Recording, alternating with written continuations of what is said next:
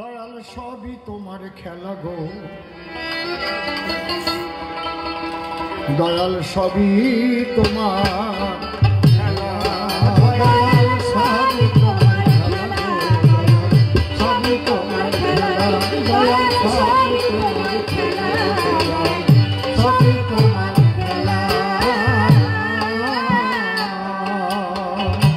কখনো দাও কলঙ্কের হাত, আবার কখনো পড়াও ফুলের মালা, সবই তোমার খেলা, সবই তোমার খেলা। বেলাটা না শুধু মনিটরে পাচ্ছি, বড় বক্সার একটু লাগবে, মনিটরে শুধু ক্যারক্যার ক্যারক্যার হচ্ছে। বাজা বড় বক্সে একটু দাও।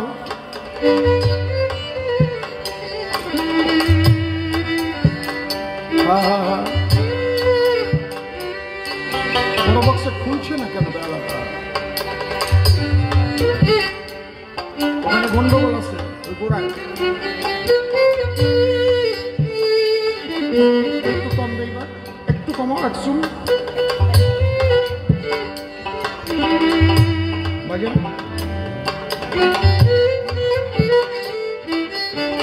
কানেকশনে গন্ডগোল আছে। কখনো দাও কলঙ্কের হাত, ওই আবার কখনো পড়াও ফুলের মালা, সবই তোমার খেলা, সবই তোমার খেলা। আমি তোমার শুভ আশিস বলে জন্মিয়া এই ভূমণ্ডলে, কত লীলা পলে পলে দেখেছি একলা।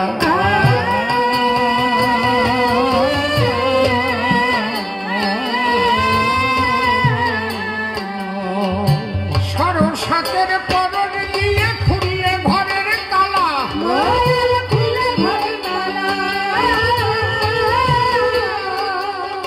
দয়াল রে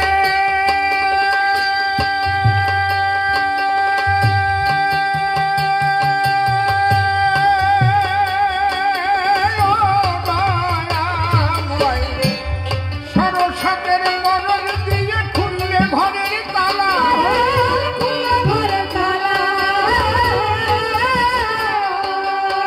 আমি তোমার ভাবনা যখন ভাবি, হরি আমি তোমার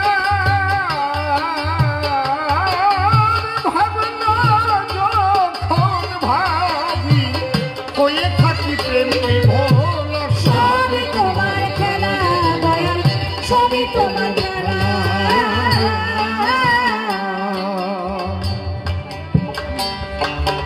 তুমি কখনো সাজাও ভিখারি, কখনো দাও পাকা বাড়ি, সরলতা আর চাতুরি, সুখ শান্তি ঝামেলা।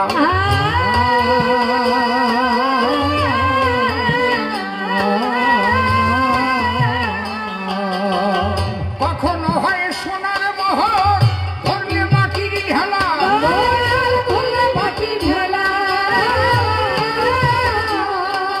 ও দয়াল রে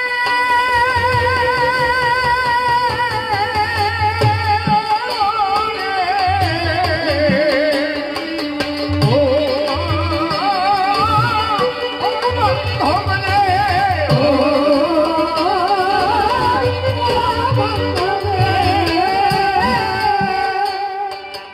আবার কখনো হয় সোনার মোহর, ধরলে মাটির ঢেলা,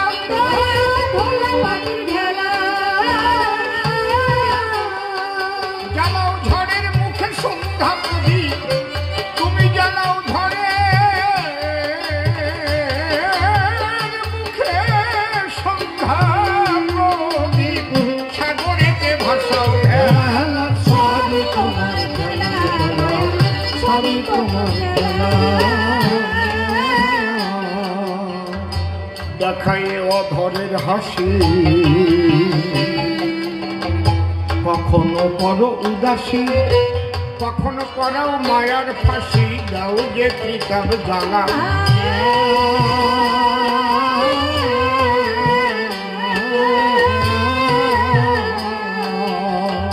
অধম সিম্বলে মিলাইয়েছ ভালো মন্দের মেলা।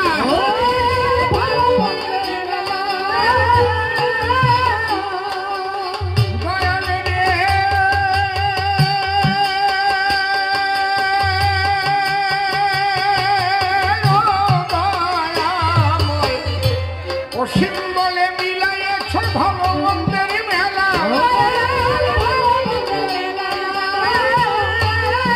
এই ভোলা গাড়ির কাছে যা।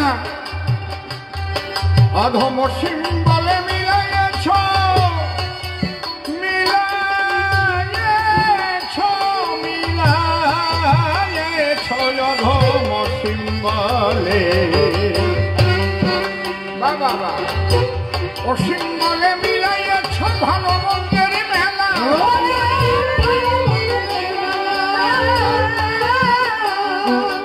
তুমি যা ইচ্ছা তাই করতে পারো, তুমি যা ইচ্ছা তাই করতে পারো, খাই দিও ওই চরণ তলা। হরি হরি বল, হরি হরি বল, হরি বল, হরি বল, হরি বল।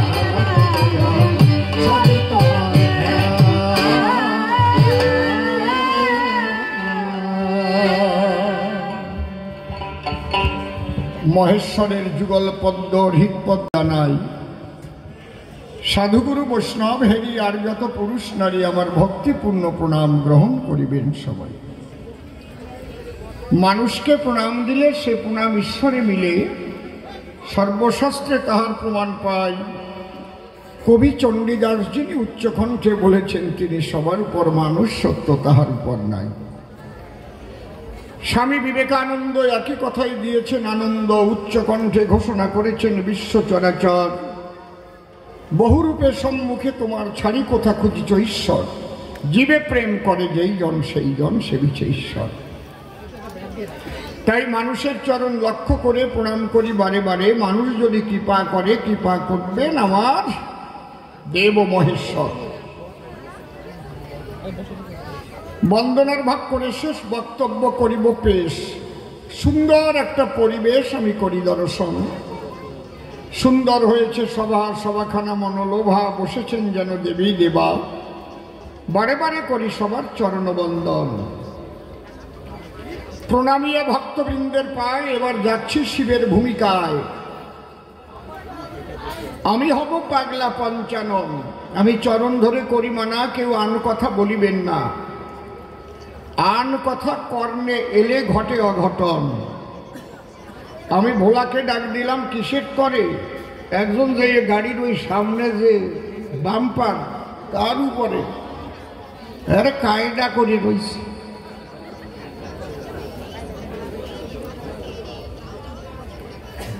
একটু বোঝে না যে ওই বাম্পারে হেলান দেওয়া ঠিক না। তোমার মাথায় একজন ওই জায়গা পাশা দিয়ে বসে থাকবে, এখন কি করবা? যার যে গাড়ি সম্পর্কে নাই জ্ঞান, দাঁড়িয়ে বলি সবাস্থান। ওই গাড়ির উপর আমাদের জীবন ভরসা করে সর্বদাই। ওকে আমি ভক্তি করি, বসে শোনেন নরনারী। আর প্রত্যেক ড্রাইভারও ওই জন্যই বাড়ির থেকে বেরোবার আগে চাকায় জল দেয়, মানে পাও দেয়। চুপ করে থাকেন সবাই, এবার শিব হয়ে কথা হবে। আমি নিজ নাম করিয়া বর্জন, কবিগান গাইবার তরে দাঁড়াইলামে আসরে নাম ধরিলাম পাগলা পঞ্চানন। টলে জীবার অটলে শিব বলে কয়, জীবের তো শিব হওয়া সম্ভব নয়। তথাপি এটা কবিগান, যে ভূমিকা যখন করে দান দাঁড়াতে হয় সেই ভূমিকায়, সেই ভূমিকা রক্ষার তরে শিব হয়ে দাঁড়ালাম সভা করে। আমি বারে বারে প্রণাম ইসেই পাগলা ভোলার রাঙা পাই। এইবার আমার বিপক্ষ কবি যিনি নির্মল সরকার হলেন, তিনি আজকে তিনি কল্পনায় হয়ে নারদ মুনি প্রশ্ন দিয়েছে আমায়। আচ্ছা শিব কথা লবে, আমাকে একটু বুঝিয়ে দেবে, তুমি বৃকদত্তকে বর দিলে ভোলা মৃত্যুঞ্জয়, কোনটা যেন একটু বেশি বাড়াই দিয়েছো, একটু কমবে। আচ্ছা শিব বলো তুমি আমার ধারে, গুরু তো সবসময় শিষ্যকে রক্ষা করে। শিষ্য যদি বিপদে পড়ে, গুরু রক্ষা করে তার জীবন, তাই তো? ভীষণ যদি বিপদ হয় মানুষ গুরুর নাম লয়, ঈশ্বরের নাম লয়, ভগবানের নাম লয়। ঝড় আসলেই আগে শুনছি রাম রাম বলতো, সর্বদাই বলতো না? ওরে ঝড় আইসে রে, রাম রাম রাম রাম রাম। এখন রাম রাম কলিকবনেও বিজেপি করে। কি জ্বালায় পড়েছি। আমাকে 14 পুরুষ যে রাম রাম কইয়া আইছে, এই রামায়ণ গাইয়ে দুটে বাদ জুটিছে, হ্যাঁ? তখন বিজেপি সৃষ্টি হয়েছে নাকি? কি কথা কর না কেন? আগে মা বাবা মরে গেলে উদ্ধার হতো না রামায়ণ না দিলে। ঠিক বললাম না কি বললাম? সত্যি কথা কও রে, কিছু যদি নাও পারিস এক ফলা রামায়ণ গান দিয়ে রে। ওমা কও, তোমরা কও সত্যি কথা না মিথ্যে কথা?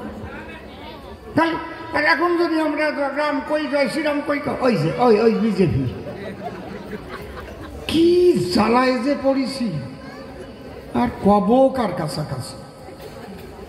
তোমরা ফাল্গুন মাসে গরুর পূজা করছে না, যেটার নাম গোফাগুনা পূজা? হাত তোলো, করতে কিনা যারা করতে হাত তোলো। মিথ্যা কথা কবা না, মিথ্যা কথা বলি তার হাতে কিন্তু প্যারালাইসিস হয়ে যাবে। হ্যাঁ, আমি মানে আমারে ভালো বানাবার জন্য আর তুলবা না। গোফাগুনা পূজার কথা জানো তো তোমরা? হতো তো সেই জায়গায়, সেই সময় বিজেপি তৈরি হয়েছে নাকি? আমাকে 14 পুরুষটা গরুর পুজো করে আসছে গোয়াল ঘরে। ফাল্গুন মাস এলে পরে কারো ঘরে যদি গাই বিয়ে তো এই গোফাগুনা পূজা দিত। তারপরে কি কি যেন বাটি আবার কলকে দিয়ে সাপ দিত গার গায়ে। কও কও, শালির গুরু। আর মিষ্টান্ন দিত, খই দিত, কি সুন্দর ঘুরিয়ে ঘুরিয়ে খাইয়ে বেড়াতাম। এখন গরুর পুজো দিতে যাবো, ওই যে বিজেপি। কও কি জ্বালায় পড়েছি। চুপ করে থাকেন সবে। আমাদের সংস্কৃতি আমাদের রক্ষা করে রাখতে হবে। কেউ যদি অন্য সংস্কৃতির সঙ্গে যোগ দিয়ে এই সংস্কৃতি ধ্বংস করতে চায়, অন্তরে আমাদের আছে ভাবো তাদের ভারতবর্ষ থেকে আমরা ছুঁড়ে ফেলে দেব। আমাদের সংস্কৃতি আমরা রক্ষা করব সর্বদাই। ঠিক তো? প্রথম প্রশ্ন করেছে দান, তুমি দাও সমাধান। তুমি ভোলানাথ ঈশান, তুমি গুরু হয়ে শিষ্যবধ করলে কি কারণ? এ কথা অতি সত্য। আমার শিষ্যের নাম বৃকদৈত্য। তাহলে এই ঘটনাটা আপনারা না শুনলে তো বুঝবেন না কোনো জন। তাহলে ঘটনাটা কি সেটা খুলে বলতে হবে তো নাকি? আচ্ছা, তাই শোনেন। বৃকদৈত্য নামে একজন দৈত্য বনে করে বাস। তার অন্তরেতে জাগিল নব অভিলাষ। অভিলাষ মানে আশা। কি? এই যে জন্ম নিয়ে মানুষ যায় মরিয়ে, আমি অমরত্ব লাভ করব শিবের সাধনা করিয়ে। কেন? একমাত্র শিবকে বলে মৃত্যুঞ্জয়।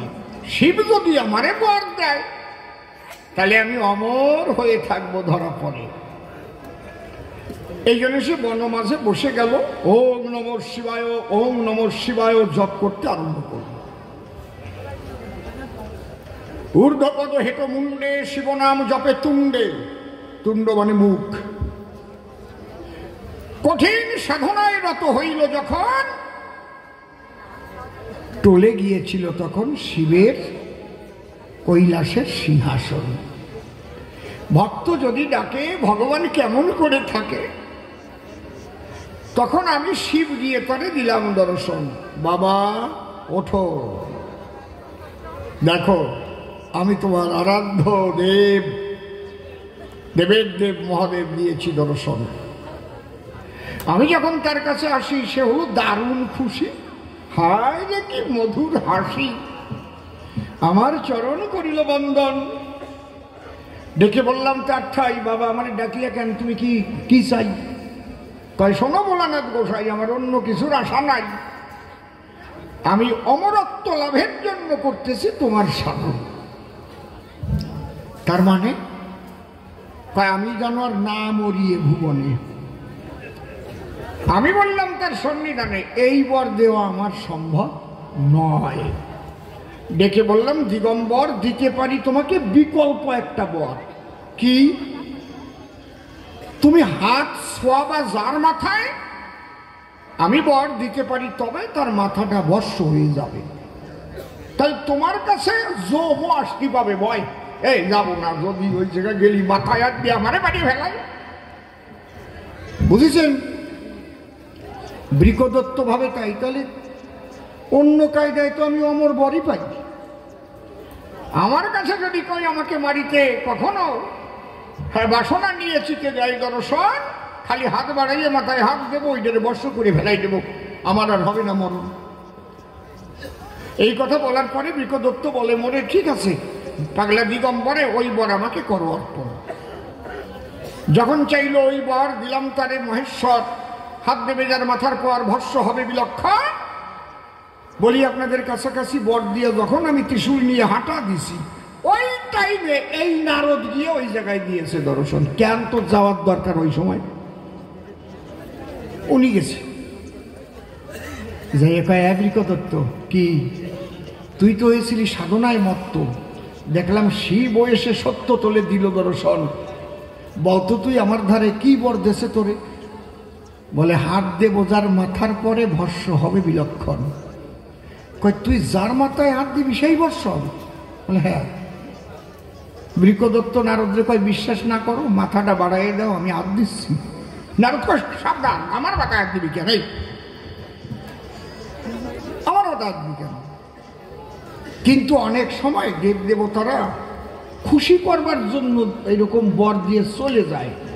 কিন্তু বর পাকা বর না কাঁচা বর, তুই আমার কথা ধর, একটু এক্সামিন করার প্রয়োজন রয়, পরীক্ষা করতে হয়। কয়, কোন জায়গায় পরীক্ষা করব? কয়, একদম আসল জায়গা। ও শিখাই গেছে, ওই যে শিব হাঁটিয়ে যাচ্ছে, তুই যা ওর পাশে পাশে যাইয়ে কবি, শোনো পাগলা দিগম্বর, আমি হাত দিয়ে পরীক্ষা করব তোমার মাথার পর, তোমার বরে তুমি বর্ষ হও কিনা এইটা আমি আগে দেখতে চাই। কত বড় ফাজিলির ফাজিল! ওরে পাঠাই দেওয়া দরকার না ব্রাজিল, ওরে ভালো করে ঘষে দেবে করে মাজিল। এই কেউ শিখাই দেয় এরকম ফাজিল কথা? যে গুরু দিয়েছে বর হাত দেবে তার মাথার পর, এই শিক্ষা দেয় ব্রহ্মার নন্দন। নারদ মুনি ডেকে বলে, শিব ঠাকুর ভস্য হলে বুঝবো যে খাঁটি বর্তরে করেছে অর্পণ, কারণ শিবের নাম মৃত্যুঞ্জয়। তার মাথা যদি ভস্য হয় তাহলে তো বর সত্যি হবে সেই সময় নাকি? এই কথা যেই কহিল, ওর মন তো উদ্বুদ্ধ হয়ে উঠল।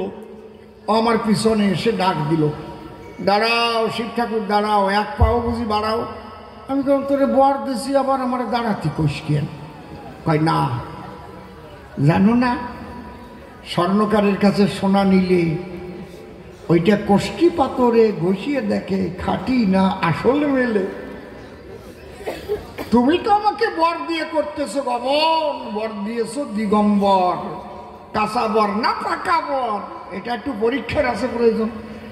আমি বললাম, কি দিয়ে পরীক্ষা করবি? কয়, তোমার মাথায় হাত দেব। আমি বললাম, আমি তোর গুরু। ও কয়, গুরু দিয়েই হবে বউনি শুরু। হাসিয়ে পড়তিস, আমার কেমন লাগতেছে তুমি কেমন?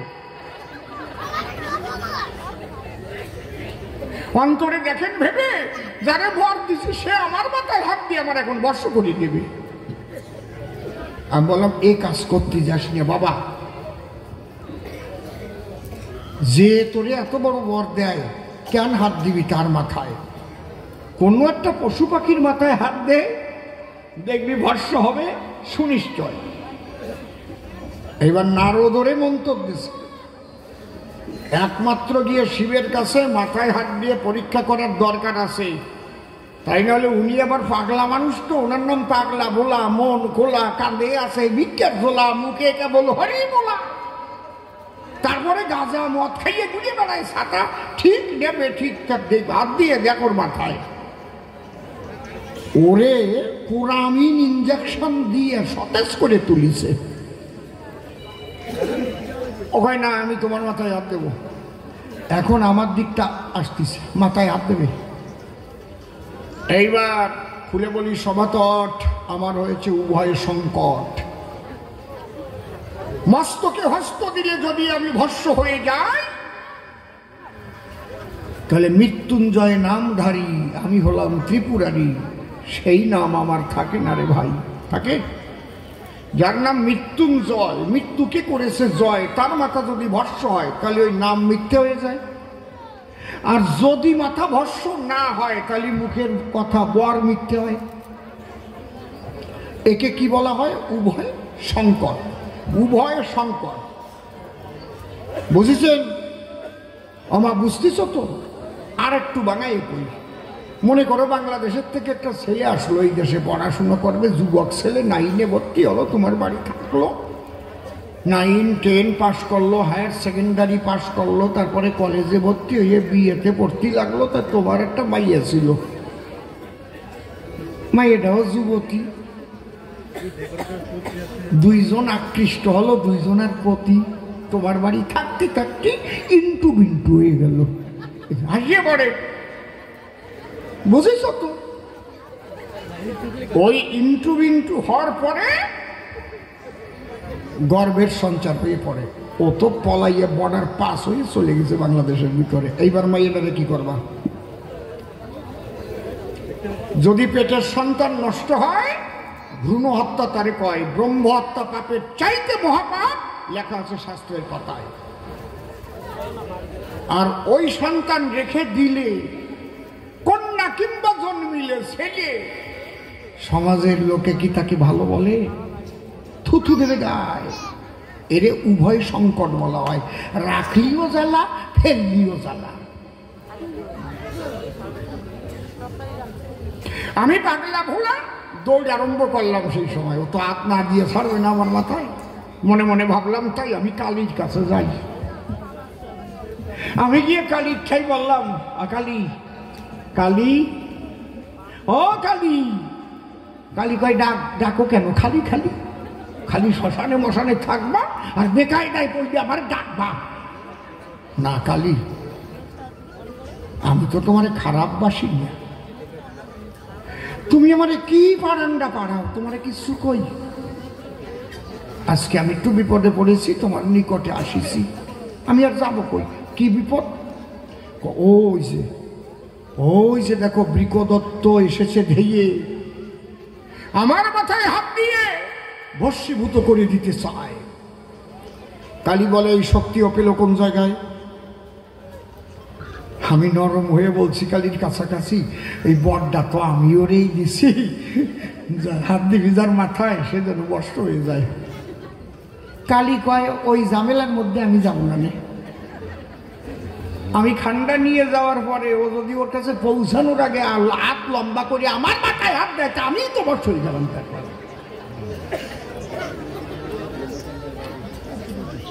আমি বললাম, কালীর ধারে এই বিপদ থেকে আমাকে কে রক্ষা করতে পারে?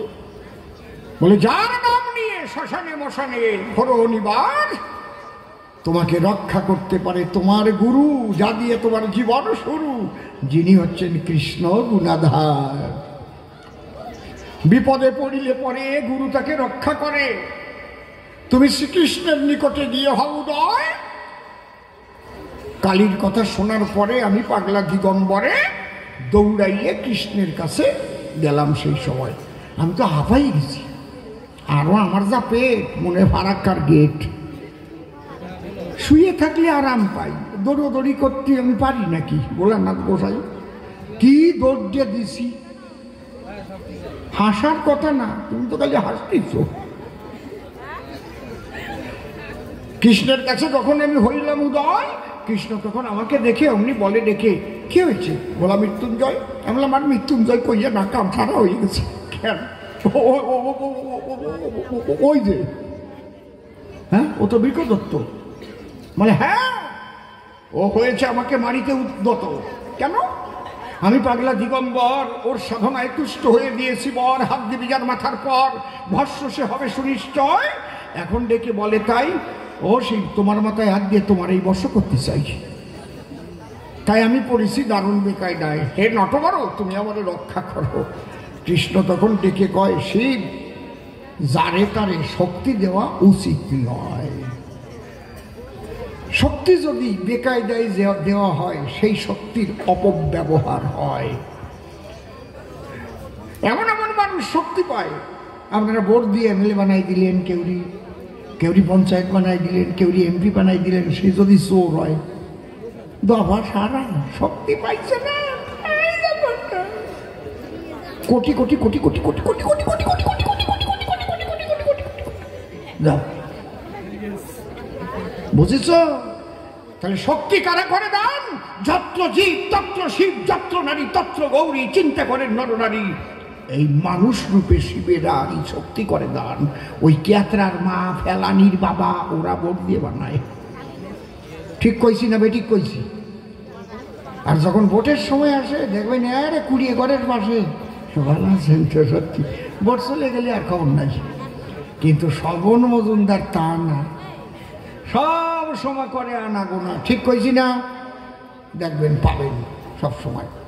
এই জন্য বুঝিয়ে শুনে শক্তি একজনকে দিতে হয়। কতটা শক্তি আপনার একটা আঙুলের টেবায় তা চিন্তা করতে পারেন।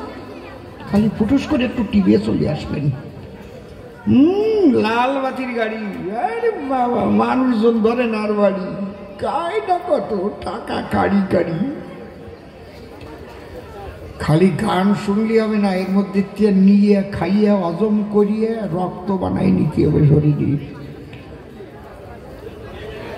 এই জন্যে কৃষ্ণ করে মানা শিব যাকে তাকে শক্তি দান করতে হয় না।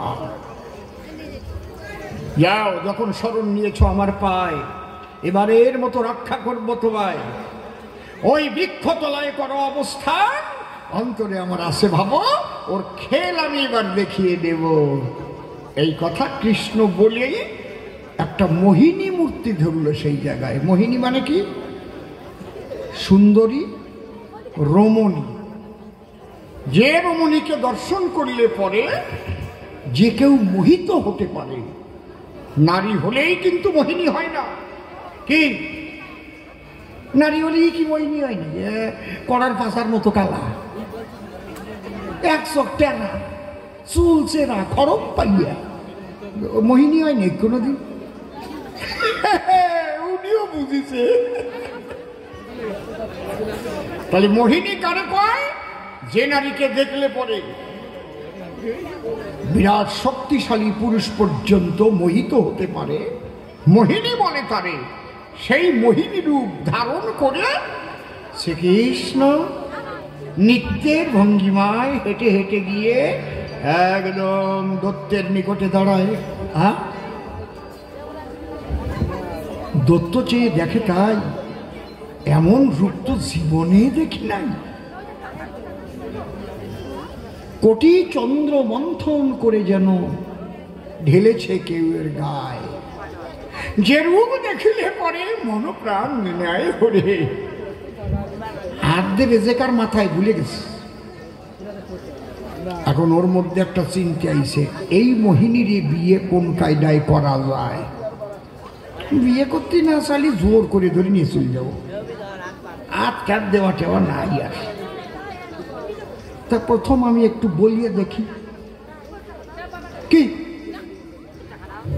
তখন ওই বৃকদত্ত কি করে, ডাক দিয়ে বলে মোহিনীর ধারে, আচ্ছা তুমি এইভাবে একা একা বেড়াচ্ছ ঘুরে, তোমার মা বাবা কিংবা সংসারে কেউ নাই? মোহিনী ডেকে কয়, আমি বড় অসহায়, আমার কেউ নাই। এইবার যা দত্ত আনন্দ পাইছে, তাহলে কায়দার জিনিসই আইছে, যার কেউ নেই। দত্ত বলে, ও সুন্দরী, আমি কি তোমার জীবনের কেউ হতে পারি? মানে কেউ, বুঝেছেন তো না কি? অত বাঙায় আমি করতে পারবো না। তুমি যদি আমায় করো বিয়া, আমি সংসার করব তোমাকে নিয়া, তোমার চাহিদা আমি করিব পূরণ। ভেবে দেখো তাই, আমার মতো সুপুরুষ কিন্তু সর্বত্র নাই। সব দিক দিয়ে আমি সুন্দর সুঠাম। তোমাকে যদি আমি অঙ্ক সাইনী রূপে পেতাম, বুঝেন তো? দত্ত তো মোহিনী বলে, এমন ভাগ্য আমার হলে, আমার মতো ভাগ্যবতী এ ভূমণ্ডলে আর কেউ নাই। দত্ত আরো ফিদা হয়ে গেছে। কি তাহলে খিদা মিটানির কায়দা আসিয়ে গেছে। কিন্তু মোহিনী ডেকে কয়, আমি যে বিয়ে করব তোমায়, আমার ছোট্টকালে একটা প্রতিজ্ঞা করা রয়। কি প্রতিজ্ঞা? আমি প্রতিজ্ঞা করেছিলাম শিব ঠাকুরের কাছে আসতে, ঠিক আমার মতো যে নাচতে পারবে সেই আমাকে বিয়ে করবে, আমি বধূ রূপে যাব তার কাছে।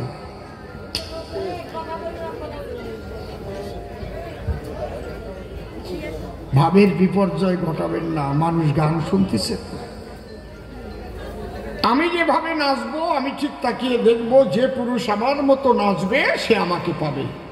দত্ত ডেকে বলে, তাই তাই নাচো, আমিও নাচিয়ে দেখাই। বিয়ের বাতিক, বিয়ের বাতিক যদি একবার আসে গায়, গান না জানলেও গান গায়।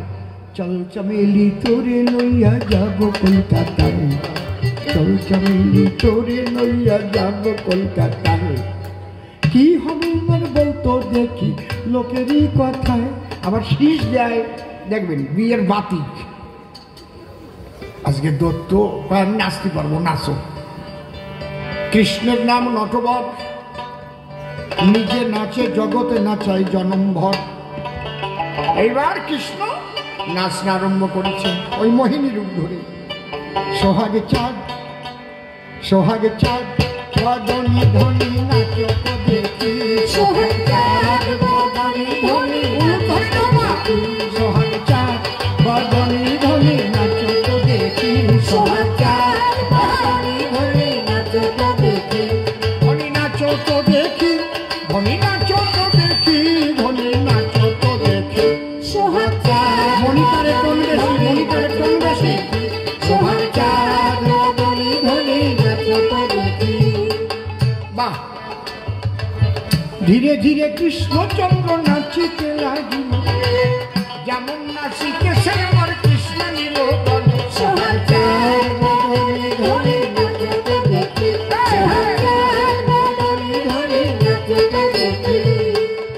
নৃত্যের কতগুলো মুদ্রা আছে, আপনারা নাচটা দেখেছেন?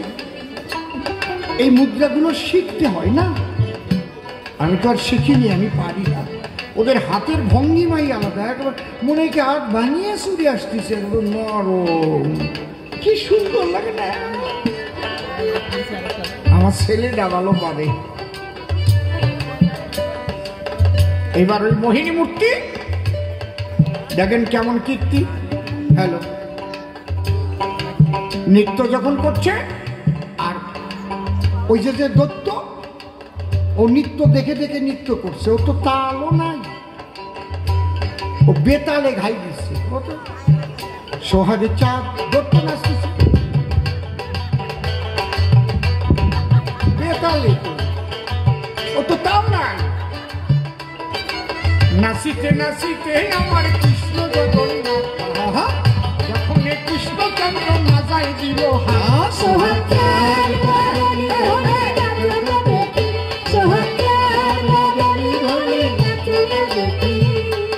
দত্ত মাজায় হাত দিয়ে নাচতেছে, তা বেতালে। ধীরে ধীরে কৃষ্ণচন্দ্র কি কর্ম করিল, নিজের থুতনিতে হাত দিয়ে নাচিল।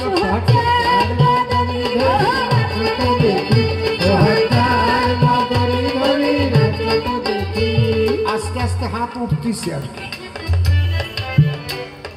কি কর্ম করিল আমার কৃষ্ণ জগন্নাথ, নাচিতে নাচিতে নিজের মাথায় দিল হাত।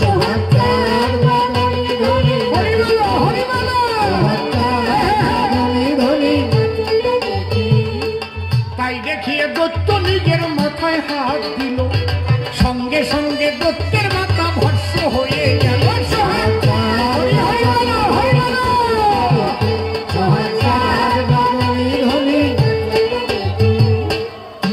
সিসিং ভাগ দেখ কেমন লাগে। গুরুর কাছে শক্তি পাইয়া সেই গুরুকে যে ধ্বংস করতে চায়, আমার কাছে বলুন দেখি ভগবান তারে ক্ষমা করে নাকি? গুরু কৃষ্ণ অভেদ আত্মা, এটা শাস্ত্রে পাতায়। ও নখণ্ড মণ্ডলাকারং ব্যাপ্তম যেন চরাচরম তৎপদম দর্শিতম যেন তস্মৈ শ্রী গুরবে নমো নমঃ। গুরু ব্রহ্মা গুরু বিষ্ণু গুরুদেব মহেশ্বর গুরুরেব পরম ব্রহ্ম তস্মৈ শ্রী গুরবে নমো নমঃ। গুরুর কাছে শক্তি পেল, সেই গুরুকে মারতে গেল। তাই গুরুর গুরু পরম গুরু প্রাণ গোবিন্দ এসে তাকে বধ করেছিল। আমি বধ করি নাই, আমি ঠাই নিয়েছিলাম আমার গুরুর ঠাই। গুরু আমাকে রক্ষা করো, আমি মারছি। আমি মারছি কি?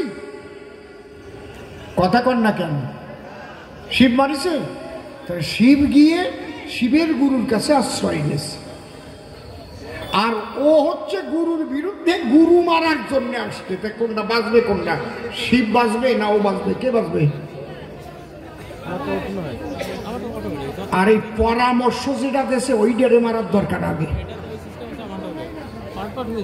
আবার বিসির গল্প দিচ্ছি। ও বিসি এই সব জায়গায় সব গল্প খাটে, সব জায়গায় সব যুক্তি খাটে। ও মা, কি মাঝে মাঝে কি আমি দু একটা গল্প দেবো নাকি? শুনবা?